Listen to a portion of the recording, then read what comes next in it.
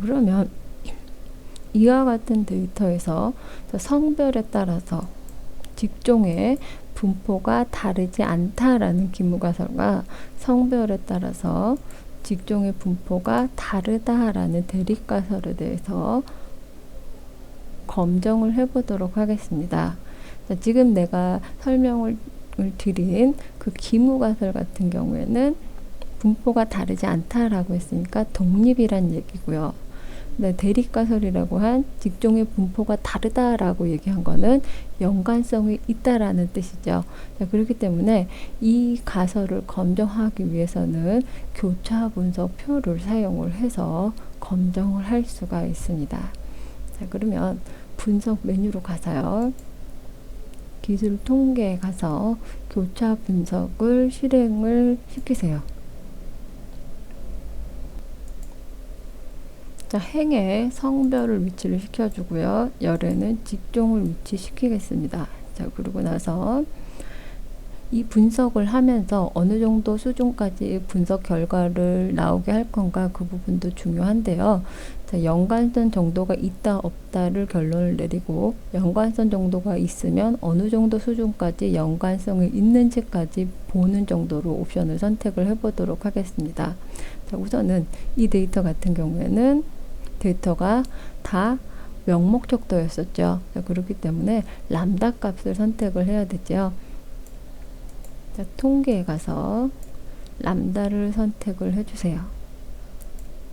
자, 그리고 교차 분석에선 기본적으로 카이 제곱으로 연관성이 있다 없다를 보기 때문에 카이 제곱은 반드시 체크를 해주세요. 자, 그리고 나서 계속 버튼 선택을 해주세요. 자, 그리고 셀 대화 상자에 가서 관측 빈도를 살펴보고요. 그 다음에 행과 열에 대한 백분율을 나타내서 표를 한번 살펴보도록 할 거고요. 그리고 잔차를 한번 체크를 해보도록 하겠습니다. 그래서 잔차까지 선택을 해주세요. 자, 그리고 계속 버튼 눌러주고요. 자, 그리고 표에 있어서는 묶은 가로형, 막대형 차트 표시를 해보도록 하겠습니다. 자, 그래서 그래프를 보고선 대략적으로 이 데이터들이 어느 정도로 분포되어 있는지 눈으로도 그 차이가 있다 없다를 볼 수 있는지를 확인을 해 보겠습니다. 자, 확인 버튼 눌러주세요.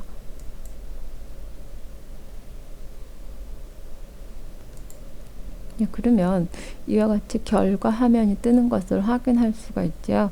결과 화면에서 보면 성별과 직종 구분이라는 이 두 개의 테이블을 만들 때 유효한 케이스 수가 총 400개이고 전체로 봤을 땐 100% 다 유효한 케이스라는 것을 확인할 수가 있어요. 그래서 결정값도 하나도 없다라는 것도 같이 볼 수가 있죠. 그 다음으로 밑에 있는 이제 교차 분석표를 보도록 하겠습니다.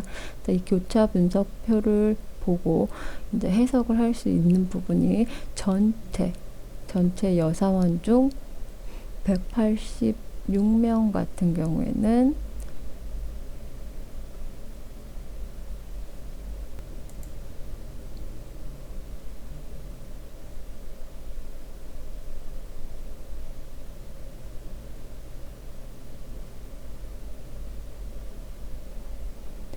이제 성별과 직종 구분이라고 된 교차표 부분을 보도록 하겠습니다. 자, 이 교차표에서 성별이 여자인 거의 개수는 총 사무직 179명, 관리직 0명, 경영직 7명 해서 총 186명이라는 것을 알 수가 있고요. 성별이 남자인 경우에는 사무직이 128명, 관리직이 25명, 경영직이 61명으로 총 214명이라는 것을 알 수가 있죠. 그래서 여자라고 되어 있는 성별인 경우에는 관리직이 하나도 없고 전체적으로 사무직에 몰려 있다라는 것을 교차표를 보고 알 수가 있습니다. 자, 그리고 이제 잔차 부분을 보도록 할게요. 그래서 잔차 부분을 보면 여자 같은 경우에 사무직인 경우는 36.2라고 되어 있죠. 그래서 여자는 36.2명이 사무직이 많다라는 뜻이 돼요.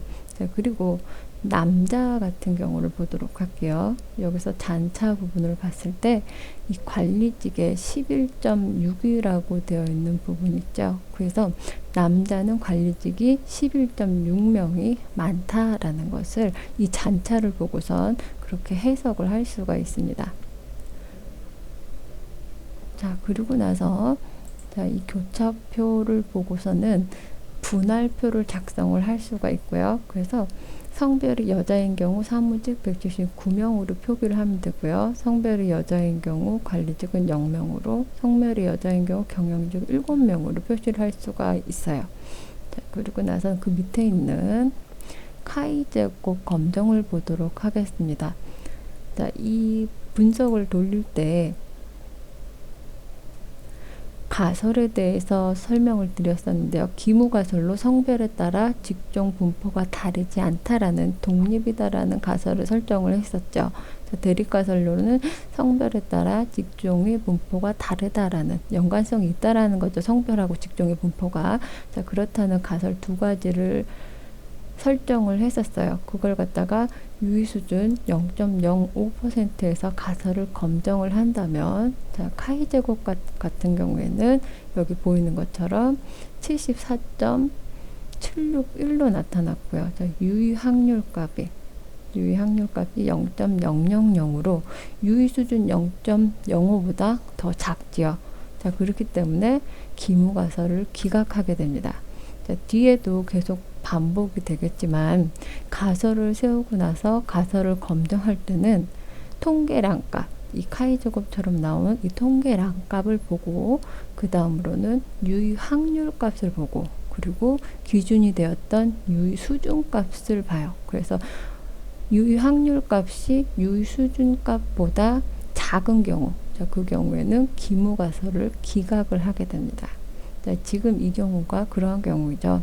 자, 그래서 기무가설을 기각했기 때문에 이 경우는 성별에 따라 직종의 분포가 다르다라고 한 대립가설을 선택을 해주면 되겠습니다. 그러면 연관성이 있다라는 거죠. 자, 그렇게 연관성이 있다라고 결론이 내려지고요. 연관성이 있다라고 내려진 그 결론 하에서 보는 게 이 방향성 측도 부분이에요. 그래서 방향성 측도 부분 같은 경우에는 두 변수가 모두 명목척도였기 때문에 여기서는 람다 값을 지금 체크를 해줬었죠. 그래서 직종을 모르는 상태에 비해서 직종을 알고 있는 상태인 경우에 성별을 예측할 때 나타나는 그 예측 오류는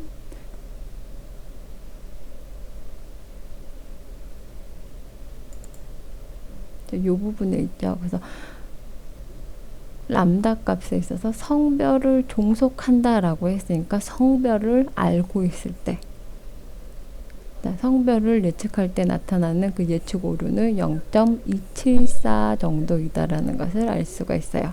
이게 유의한지 안 한지를 또 판단을 해야 되는데 근사 유의 수준을 보면 되죠.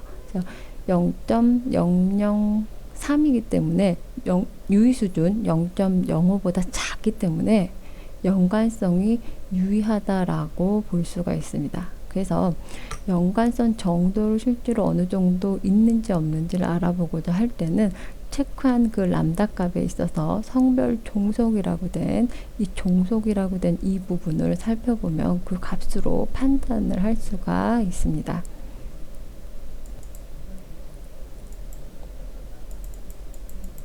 이 밑에 부분, 이번에는 이 막대형 차트라고도 하는데요. 수평적인 누적 막대 도표라고 볼 수가 있죠. 그래서 남자와 여자인 경우에 직종의 분포가 어떻게 되어 있는지 나타내고 있는데요. 사무직인 경우 이 파란색으로 표시를 했고요.